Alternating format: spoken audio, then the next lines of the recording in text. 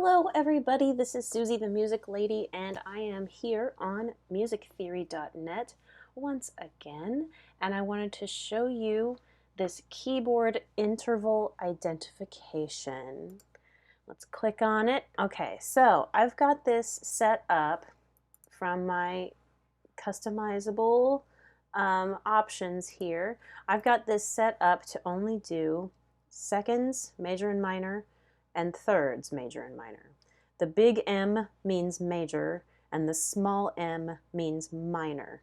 Okay, so I wanted to kind of go through what that is. Okay, so in order to, the best way to figure out major and minor seconds and thirds whenever you're first starting out, especially if you're just learning what they sound like, is to count half steps.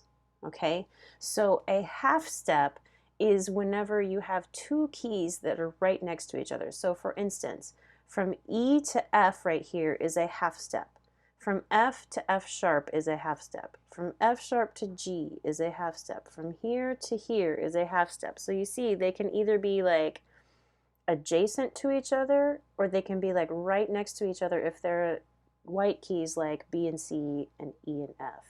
Okay, but for the most part, a half step is going to mean that you use a black key somewhere.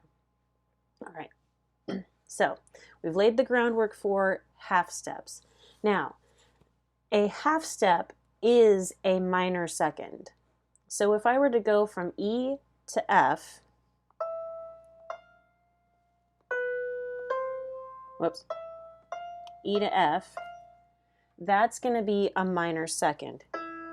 And that is your Jaws theme. Da-dun, da-dun, da-dun, da-dun, da-dun, da-dun. Okay, so that's a half step.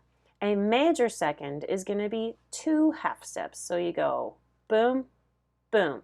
There's your major second.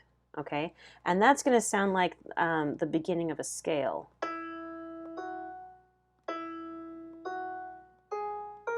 You know, so if you keep on going up,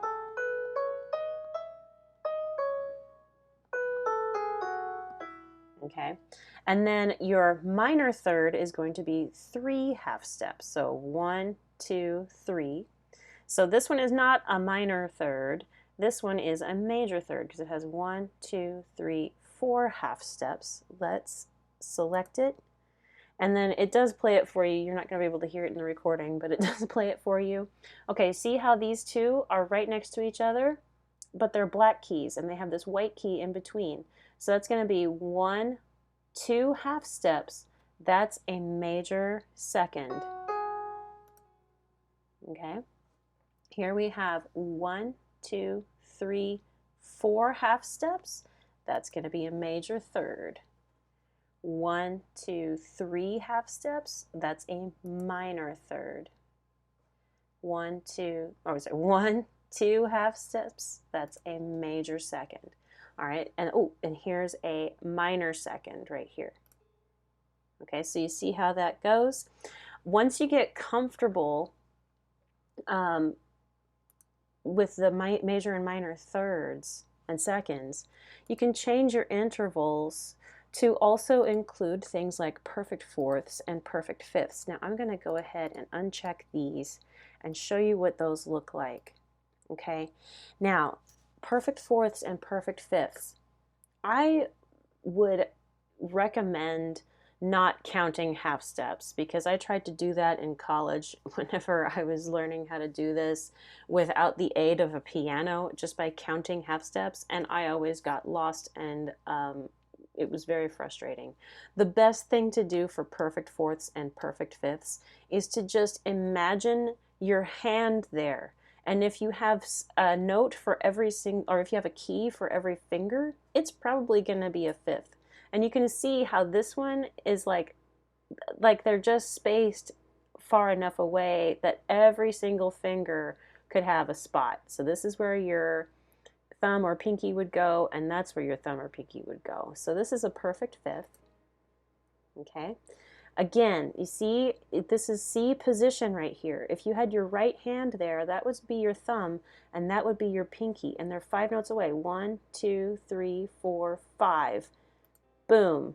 Perfect fifth. There's another perfect fifth. Another perfect fifth.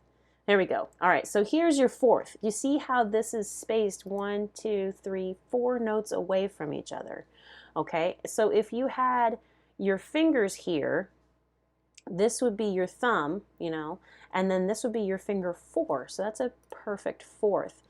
So the best way to measure these perfect fourths and perfect fifths is to imagine your hand there, your fingers on the keys, and imagine which fingers you're going to use, if they're 5 notes away or 4 notes away. Okay, so good luck with that. I hope that this video comes in handy for you. This again is the keyboard interval identification on musictheory.net, and I will see you next time. Bye.